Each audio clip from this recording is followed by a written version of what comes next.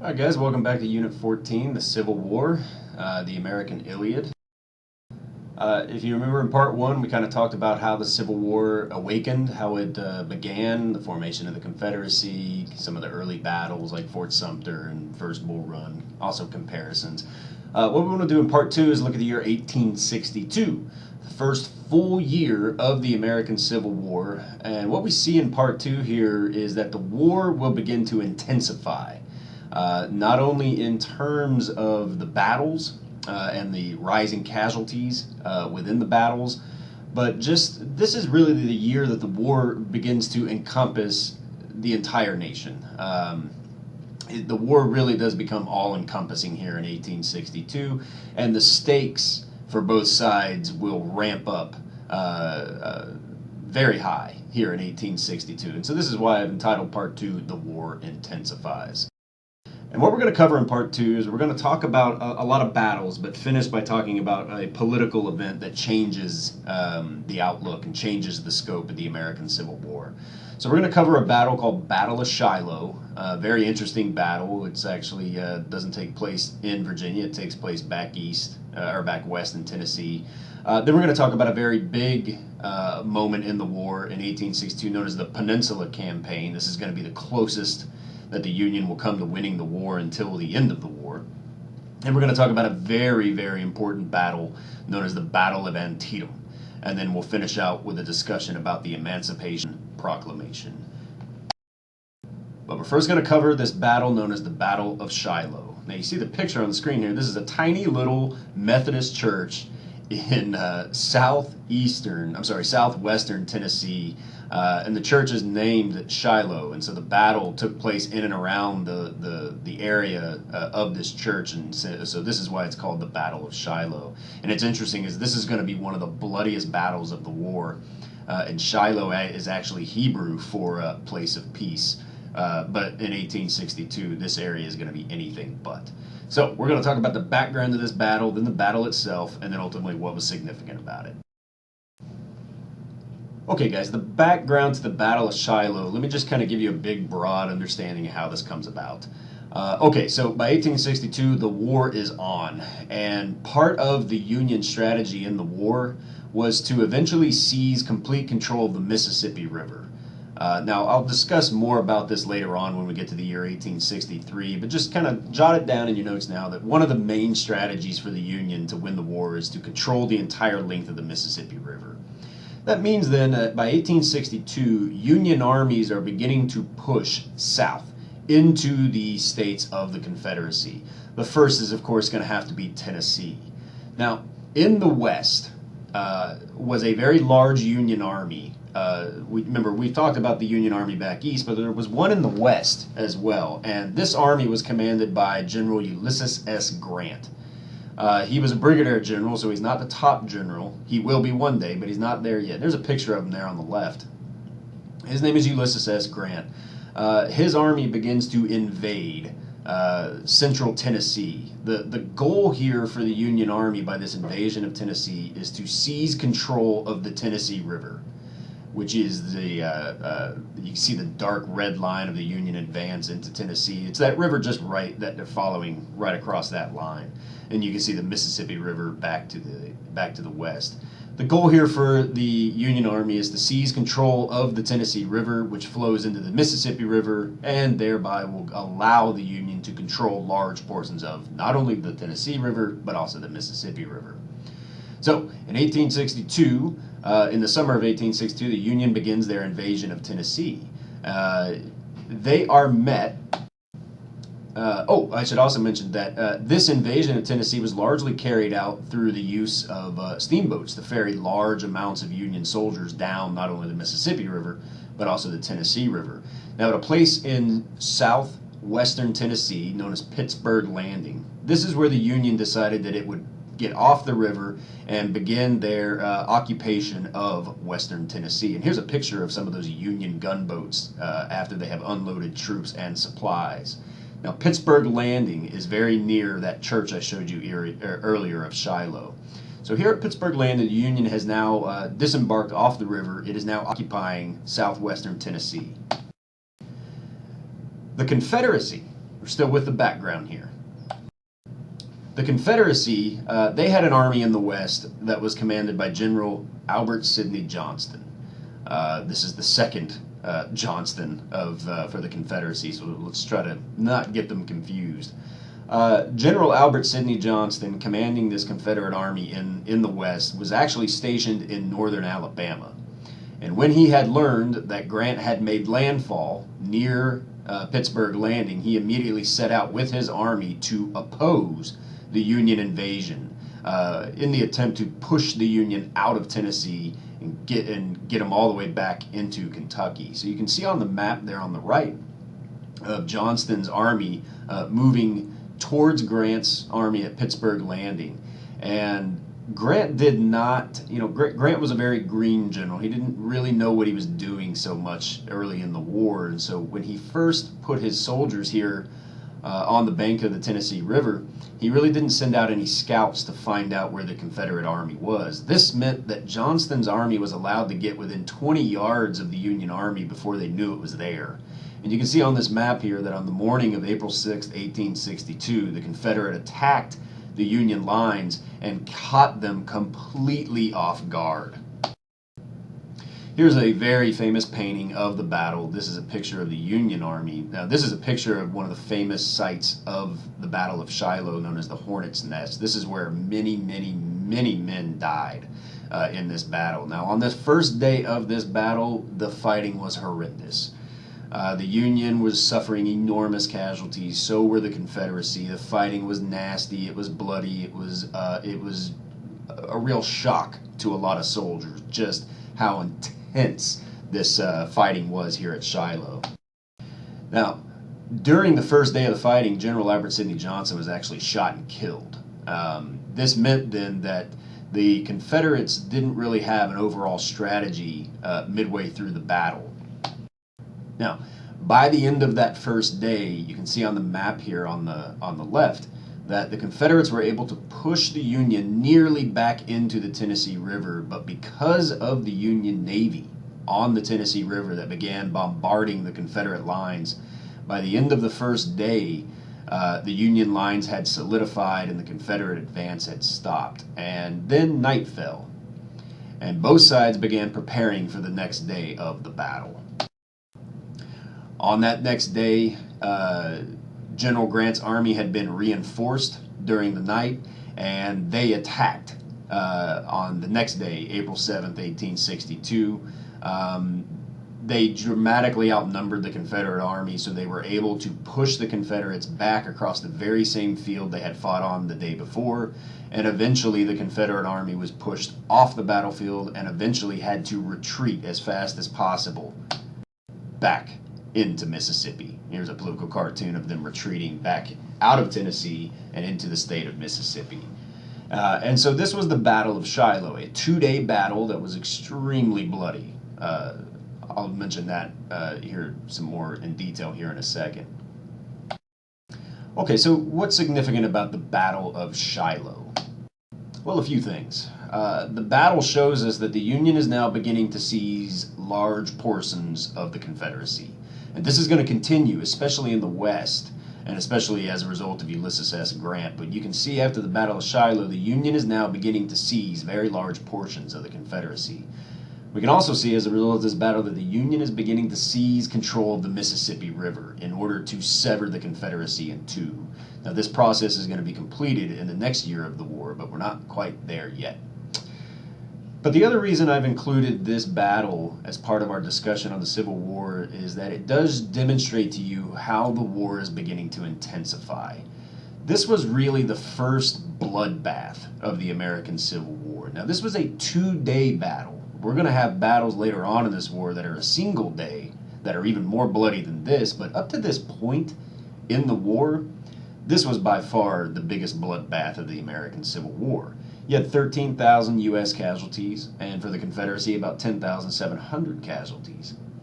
Now, how many casualties is that in comparison to things? Well, that is more casualties than every war in American history up to that point. If you take the casualties suffered for the United States in the American Revolution, the War of 1812, and the Mexican War, this single 2-day battle was more.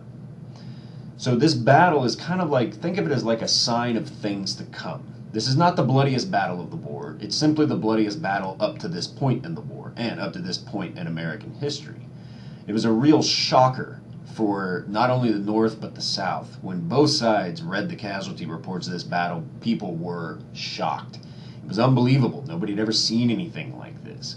So it shows you how the war is beginning to intensify as a result of this first real bloodbath. The other reason the battle is significant is that Ulysses S. Grant, the Union commander out here in the West, he is beginning to make quite a name for himself. Now, we didn't talk about it, but there was an earlier battle before the Battle of Shiloh in which Grant was able to win a big victory. So this was kind of like his second big victory out here in the West. And so he's beginning to make a name for himself.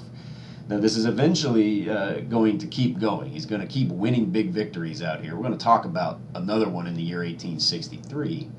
But you can see after this battle, Ulysses S. Grant is beginning to make a name for himself. He is beginning to rise through the ranks of the Union Army. All right, so that's the Battle of Shiloh. It takes place in the West here in 1862. It's a great example of how the war is beginning to intensify. All right, we're going to move on to the second item here, known as the Peninsula Campaign. And now for this one, we're going to go back east and talk about the main theater of the war in and around Virginia. And that is going to be handled, of course, by the Peninsula Campaign. So what we'll do, just like we did with the last one, is talk about the background to this campaign, talk about the campaign itself, and then ultimately what's significant about the campaign. All right, to give you the background to the Peninsula Campaign, we have to talk about a change in the Union command. If you remember, the first general-in-chief of the Union Army was Irvin McDowell. But after First Bull Run, and after that defeat, he was, of course, fired by Abraham Lincoln. And he was replaced by a man named George B. McClellan. Here's a picture of him here. Now, McClellan goes down in history as a brilliant commander in terms of training an army. The problem with McClellan, and we're going to see it here in a second during this campaign, is that he was great at creating an army. He was just very hesitant to use that army. But it'll now be McClellan in charge of the entire Union Army in the Civil War, beginning here in 1862. He will not finish in that position. We'll find out what happens to him later on. And spoiler alert, is going to be a result of this Peninsula Campaign. But we have a change in the Union command. The General-in-Chief is now George B. McClellan. For months, McClellan will train the Union Army in and around Washington, D.C., and that army is much larger than it is now. You remember after Fort Sumter, Lincoln called for an army of 75,000 volunteers. Well, after Bull Run, it was clear the war is going to be long, it's going to cost money, it's going to be bloody, it's going to require a larger military. And so for months, there were going to be more reinforcements arriving in Washington, D.C., and George B. McClellan will be instrumental in training all of these soldiers and getting them prepared to wage this war. The problem here is that for months, McClellan sat here in and around Washington, D.C. and just trained. Nothing was happening in terms of trying to win the war in Virginia. Now, this makes Abraham Lincoln a little angry as the months drag on. And eventually Lincoln grows frustrated with McClellan's inaction, and he orders him to come up with a plan to win the war. And here's a famous picture of Lincoln meeting with McClellan outside of Washington, D.C. at one of the Army training bases. At this meeting is where Lincoln told McClellan, okay, you have this shiny new toy, win the war. So let's talk about the plan that McClellan came up with. McClellan decided that rather than marching the Union Army across land and crossing multiple rivers on its way to capture the Confederate capital of Richmond, McClellan came up with a very bold and daring plan to actually land the bulk of the Union Army amphibiously down on the Virginian Peninsula. This is the peninsula, hence the name the Peninsula Campaign. This is the peninsula that we saw Yorktown during the American Revolution. This is also the peninsula where Jamestown was established. That's why in Virginia it's known as the Peninsula, and hence it's called the Peninsula Campaign. So the plan for McClellan was to land a large Union army on the peninsula, march it up that peninsula, and kind of do an end around the Confederate army, surprise them, and capture the Confederate capital of Richmond and end the war. Now here's the thing, guys. This is actually a really good plan, and it damn near works. The problem for McClellan is, like I told you, he was great at training an army, but when he actually put it into combat, he was very hesitant sometimes to use it. So this is the plan he comes up with. And in 1862, under orders from Abraham Lincoln, McClellan launches the plan. So let's talk about this campaign. It's a very long campaign, very bloody campaign, but it does have some significant results. So let's talk about the campaign real quick. Now you can see on this map, it's a very convoluted map. It's very complicated.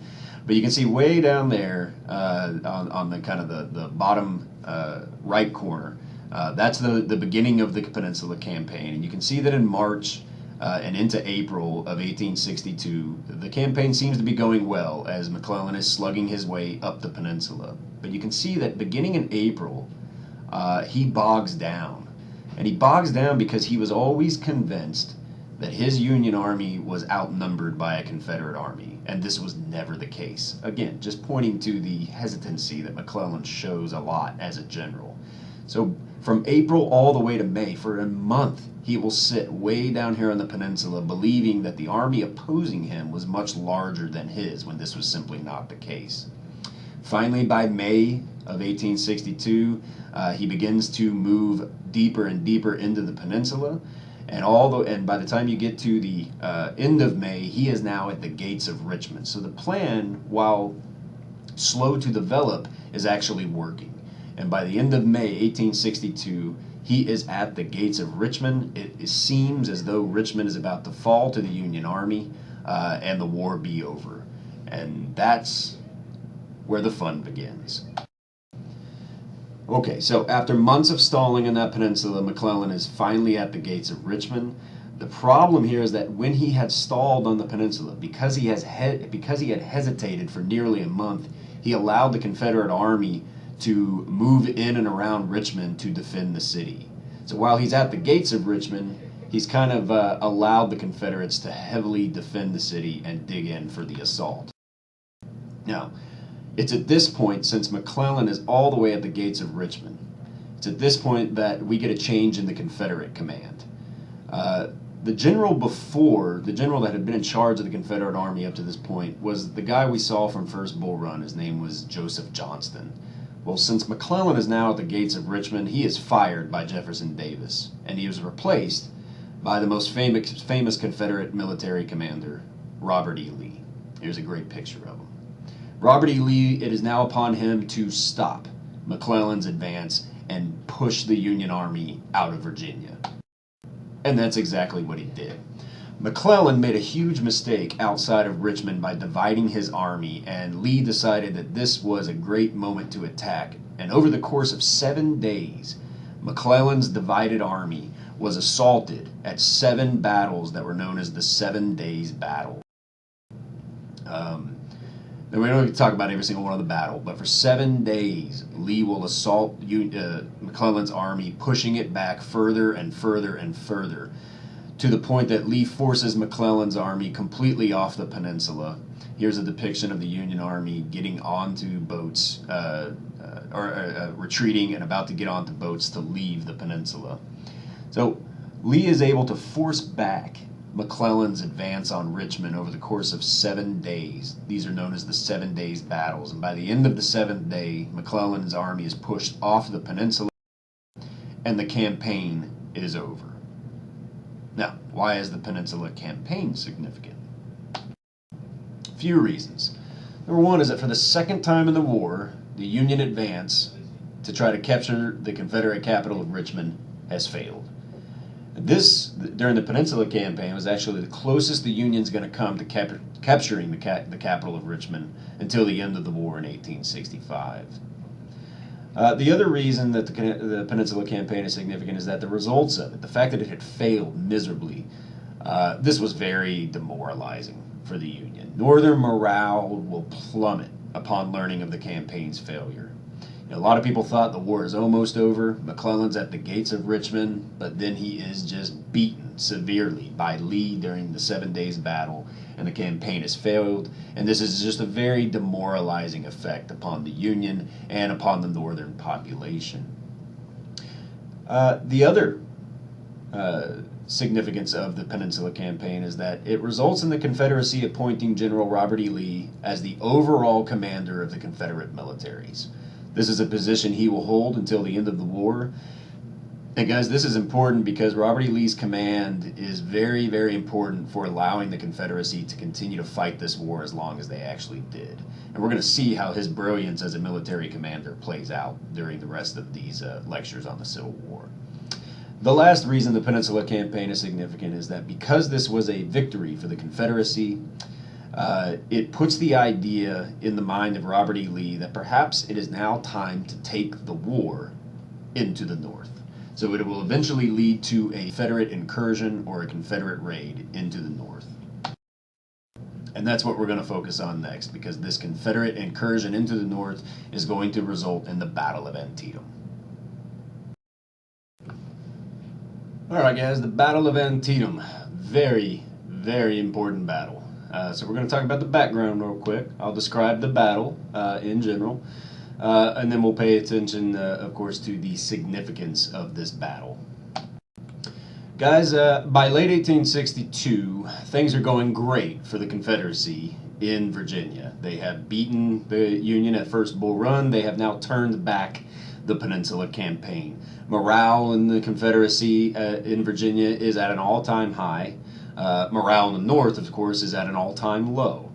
So by late 1862, Lee decides that it might be a good idea to kind of raid the North in order to achieve some objectives. So let's talk about what he's hoping to do by raiding the North. Now, I do want you to pay attention to the fact that I'm using the word raid or incursion. I'm not using the word invasion, because Lee's decision to take this war into the North is not in order to invade. He's not looking to occupy territory or anything like that. He's simply going to launch this raid to achieve some short-term and some long-term objectives. For example, he wants to get the war out of Northern Virginia. The entire war so far in the East had taken place in Northern Virginia, and what he's hoping to do is allow Northern Virginia to recover, not only the terrain but the people of Northern Virginia. Get the war out, so that the farmers can get their crops, so that people can just kind of get a little bit of rest because of all the battles and that have taken place here. So one idea for him is to get the war out of Northern Virginia to allow the area to recover. He's also hoping to raid the North in order to recruit some Confederate sympathizers that he thinks is living in the slave state of Maryland. Maryland remained loyal to the Union, and he is convinced there are a lot of people that are would-be Confederates there, but they are living under the occupation of the Union Army. So if he can get into Maryland, he might be able to recruit some of these Confederate sympathizers to join the Confederate Army. On a bigger level, though, he's hoping to engage the Union Army on Northern soil, and he's hoping to beat them. He believes that if he can win a battlefield victory on Northern soil, this will just cripple Northern morale. This might be enough to convince the North and the Northern people to just quit the war altogether. But there was also a diplomatic reason for launching this raid into the North, is that he's hoping that if he can score a battlefield victory on Northern soil, that the Confederacy might be able to gain foreign recognition as an independent nation. And maybe get some foreign aid. Think of this in terms as very similar to the Battle of Saratoga in the American Revolution. You remember that battle resulted in the French allying with the Americans against the British. That's kind of what's going on here. It had always been a stated goal of the Confederacy upon declaring its independence to gain legitimacy by being recognized by other foreign nations, and thereby gaining a lot of aid and size. And he's hoping that if he can win a victory on Northern soil, this might convince foreign nations that the Confederacy could win the war. They might go ahead and recognize the Confederacy, which they had not done yet. And if so, maybe even aid them in their war for independence. So there's lots of motives here for Lee's decision to launch this raid into the North. Get the war out of Northern Virginia, possibly recruit Confederate sympathizers, cripple Northern morale, and possibly gain foreign recognition and possibly foreign aid. Okay, so after McClellan is defeated at the Peninsula Campaign. Lee's army begins to move north from Virginia. Now you can see this is again a very convoluted map, but the area, the lines there in red are the Confederate Army. You can see Lee moving the Confederate Army north out of northern Virginia, and the lines in blue are McClellan and the Union Army. The Union Army has to stay between the Confederate Army and Washington, D.C. So as Lee's army moves north, so does the Union Army. So that it blocks the Confederate Army's line of sight towards Washington, D.C. Now, these two great lumbering armies literally bump into one another along a small creek outside of Sharpsburg, Maryland. The name of that creek is called Antietam, and that's why this battle is called Antietam. So, the battle is now set. These two armies are now facing off against one another, separated only by a small creek known as Antietam. So, let me briefly describe how the battle went. You don't have to take great notes on it, but if you're interested in this type of battle, sit back and relax and listen to how this battle unfolds. The battle was fought in a single day. One day this battle will take place. It's going to be fought in 3 phases. This battle was perhaps the most fiercest of the entire Civil War. The first phase of the battle took place on the northern portion of this map in an area known as the cornfield, in which wave after wave of Union soldiers marched through a cornfield into the teeth of the Confederate lines. All morning the Union will take the cornfield, and all morning the Confederacy will retake the cornfield. They will exchange the cornfield at least 20 times in the early morning, and the casualties will be horrendous. By afternoon, the fighting will shift to the center of the lines, in which the Confederates will attack the Confederate positions along what were known as the Sunken Road. Now I'm going to show you pictures of all 3 phases of this battle here in a second. In the morning it was fought to a stalemate. In the afternoon it was fought to a stalemate as well. That meant then the last phase of the battle was to the south on that map, in which the Union had to cross a very small bridge across Antietam Creek. And they did have gains here. There were successes in the last phase for the Union Army. They were able to successfully cross this bridge across Antietam Creek. But you can also see on that map that once again a Confederate army arrived very late to the battle, was able to overturn and turn back these Union successes. And by the end of the day, both armies had just exhausted themselves. And the battle ends up resulting in a tactical stalemate. Now, while no one will win the battle tactically, the next day, Lee and the Confederate Army will retreat back into northern Virginia. Now, more on that in a second. But guys, one interesting aspect of this battle was that this battle was the first really in world history to be photographed immediately after it was over. And you can see some of the devastation and the lethalness of this battle. This is a picture taken from the afternoon phase of the war, in which the Union was trying to assault what was known as the Sunken Road. And this is a picture of that sunken road. The Confederates were using this sunken road, which had been worn down over decades of use, using it as kind of a defensive line. And the Union was able to turn the flanks of the Confederate and fire straight down the sunken road, and the results were just horrendous. And here's one picture of the sunken road. Here's a picture taken after the early morning phase. This is a picture of the cornfield, which was behind these fences to the right. Again, the casualties just horrendous.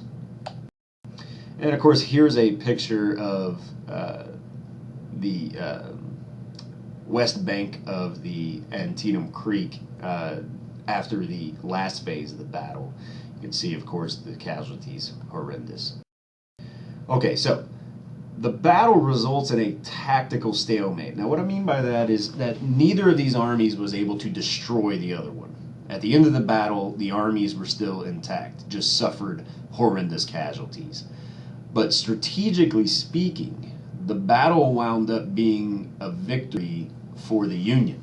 And here's what I mean by that. strategically speaking, I'll get to these points here in a second, but strategically speaking, the Confederate strategy, leading up to this battle was to score a big victory for all those reasons we talked about. And that didn't happen. Okay? And the Union strategy in going into this battle was to protect Washington, D.C. and prevent Lee's successful completion of those objectives. And it worked. So I'll come back to that in a second. Let me talk about this first point here. The first reason this battle was significant is that this was the single bloodiest day, not the bloodiest battle. That will come later. But this is the single bloodiest day of the entire Civil War. It was also, still is today, the single bloodiest day in American history. In this single day battle, 25,000 men combined were either killed or wounded in a single day. That makes it not only the bloodiest single day, not battle, remember, single day. That makes it the single bloodiest day of the entire Civil War, but also the single bloodiest day in American history. More Americans died on this day than Pearl Harbor, than 9/11. Okay? Now, back to the strategic victory. The battle was also significant because this winds up being a strategic victory for the Union, meaning the Confederate incursion into the North and all of Lee's motives for launching it failed. He did not hurt Northern morale. He did not score a big battlefield victory on Northern soil. He did not gain foreign recognition or foreign aid. So strategically speaking, the Union will win this battle.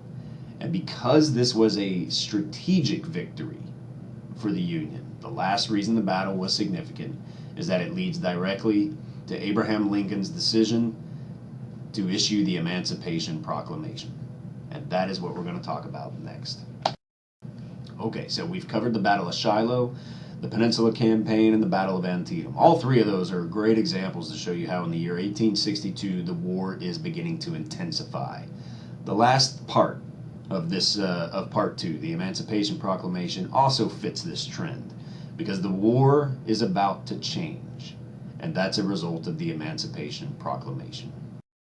So, like all the other stuff, we're going to talk about the background to the proclamation itself, and then what's significant about it.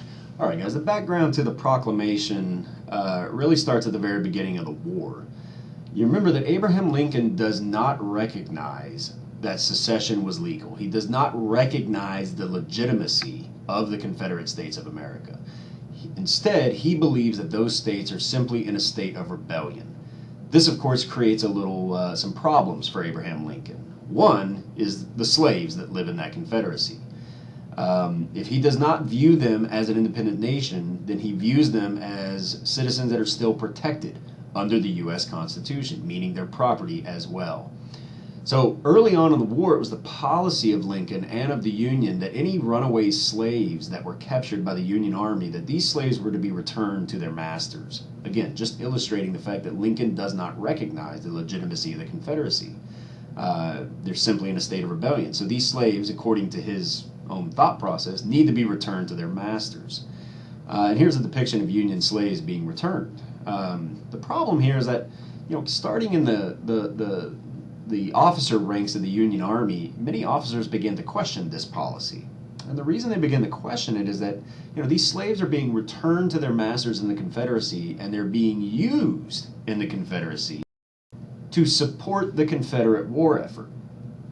Many Union officers simply didn't understand why they should be returning runaway slaves to the Confederacy when these slaves would be used to plow the fields, pick all the cotton, create firearms, all the stuff that the Confederate war effort needs. These slaves are being used to achieve it.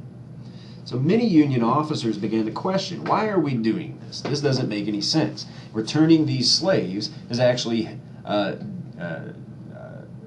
making it more difficult for the Union to win this war. And so the way it works, guys, is, and if you're ever in the military, gripes always go up. They never go down. So Union officers begin to complain to their generals. The generals begin to complain to their leaders in Congress. Congress begins to complain, of course, to the President of the United States. Now look, Lincoln early on in this war understood that slaves were invaluable for the Confederacy. And he had always kind of been looking for a way to deny the Confederacy its labor force. And in early 1862, he began working on a draft of the Emancipation Proclamation. Now, we're going to talk about what the proclamation does here in a second, but he already had this idea to affect the slaves in the Confederacy in some way. Now, by the summer of 1862, he has the proclamation completed, but he's not quite sure if it's legal or not. And so Lincoln took the proclamation to his cabinet and asked them what they thought. All of them were in agreement that they believed he had the legal right to do what he's about to do. But that guy seated right in the foreground, the one facing him, where you only see the side of his face, there on the foreground on the right, that is William H. Seward. That was his Secretary of State. Seward advised Lincoln that, it would not be a proper time, it would not be a good idea to issue this proclamation affecting slaves in the Confederacy in the summer of 1862. That it would be better for Lincoln to wait to issue this proclamation until the Union could score some type of big victory. And what Seward's arguing here is that if, in the summer of 1862, the Union's getting its butt kicked in the Peninsula Campaign. The war is not going well. And Seward was afraid that if Lincoln issues this proclamation, it would not carry a lot of weight. People wouldn't pay attention to it. It would be coming from a position of weakness. So